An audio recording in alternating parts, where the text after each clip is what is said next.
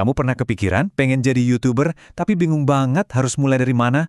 Tenang, hari ini kita bakal bongkar semua rahasia dari bukunya Deddy Corbuzier, YouTuber for Dummies. Anggap aja ini contekan, biar kamu bisa langsung tancap gas. Nah, kalau kamu ngerasa kayak gini, kamu nggak sendirian kok. Punya mimpi gede tapi rasanya kayak macet di garis start itu wajar banget. Tapi tenang aja, di sini kita bakal runtuhin tembok kebingungan itu sama-sama. Oke, kita mulai dari pertanyaan yang paling mendasar. Kenapa sih dari semua platform yang ada harus banget YouTube? Kenapa ini jadi platform yang mengubah permainan banget buat para kreator zaman sekarang? Coba deh kita lihat bedanya. Dulu, ampun deh, seniman itu mesti ngetok pintu label rekaman satu-satu. Sekarang, dunianya kebalik. Kamu yang bikin karya, kamu yang bangun penontonmu sendiri, dan nanti industri yang bakal lari ngejar kamu. Sekarang, kamu yang pegang kendali. Ingat nggak, dulu itu sukses artinya jualan CD fisik yang banyak.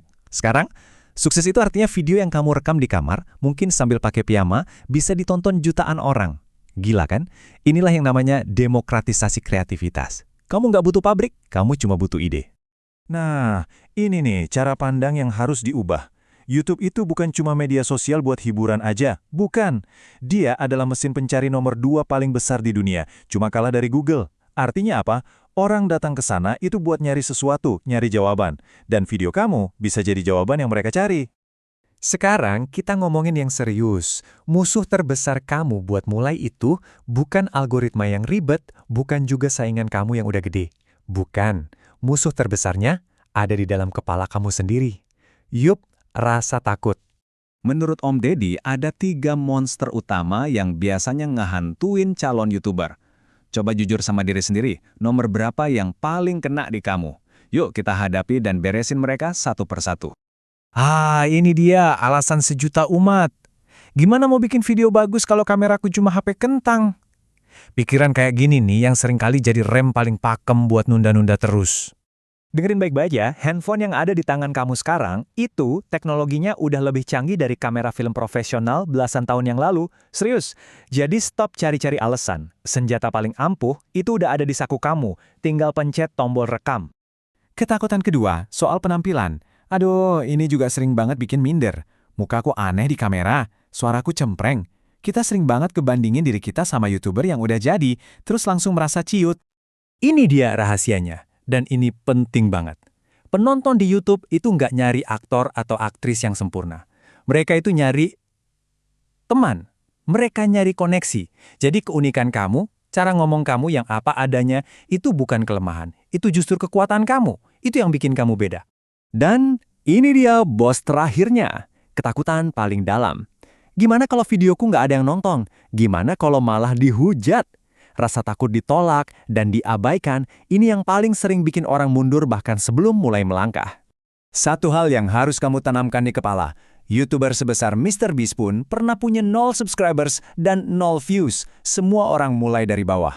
Jadi, ganti target kamu. Bukan gimana caranya dapat 1 juta views, tapi gimana caranya video aku besok bisa 1% lebih baik dari video hari ini. Fokus aja ke prosesnya.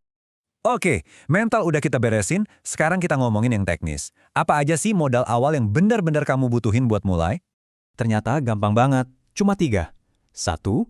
Niche kamu, topik apa sih yang kamu suka banget sampai bisa kamu omongin berjam-jam? 2. Ide konten. Dari topik itu, apa yang mau kamu bahas? 3. Alat rekam, udah kita bahas tadi kan? Cukup pakai HP. Simple banget, tapi semua channel raksasa mulainya ya dari sini. Oh, dan ada satu lagi bonus keren dari YouTube yang sering dilupain orang. Anggap aja YouTube itu harddisk gratis, yang kapasitasnya nggak ada batasnya. Setiap video yang kamu unggah itu kesimpan selamanya di sana. Aman, gratis, keren kan? Oke, kita udah tahu kenapa harus YouTube. Kita udah lawan rasa takut, kita juga udah siapkan modalnya. Cuma tinggal 1 langkah lagi yang paling penting. Mulai aja dulu. Masih bingung video pertama mau bikin apa? Coba deh yang paling gampang. Vlog. Nggak usah pakai skrip, nggak usah setting ribet-ribet. Cukup rekam aja cerita keseharian kamu. Percaya deh, cerita kamu itu unik dan pasti ada orang di luar sana yang merasa terhubung. Jago main musik atau nyanyi? Wah, ini bisa jadi jalan tol kamu. Bikin aja video cover lagu.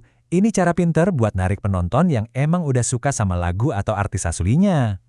Atau kamu tipe orang yang lebih suka ngobrol langsung. Coba deh fitur live. Ini cara paling cepat buat ngebangun koneksi yang beneran sama penonton. Gak usah nunggu ribuan subscribers ya, bahkan cuma ditonton satu orang setiap pun, itu artinya kamu udah mulai ngebangun komoditas kamu sendiri. Intinya, di YouTube itu nggak ada pakemnya, nggak ada aturan baku. Kamu nggak harus ngikutin tren yang udah ada. Kamu bisa banget loh gabungin ini itu, bereksperimen. Dan siapa tahu, kamu malah yang menciptakan genre baru. Kita tutup dengan sebuah pertanyaan menohok dari buku ini. YouTube ini akan terus tumbuh jadi media raksasa. Pertanyaannya sekarang bukan lagi, bisa nggak ya aku? Tapi, kapan kamu mau ambil bagian dan bikin video pertamamu? Nah, jawabannya, cuma kamu yang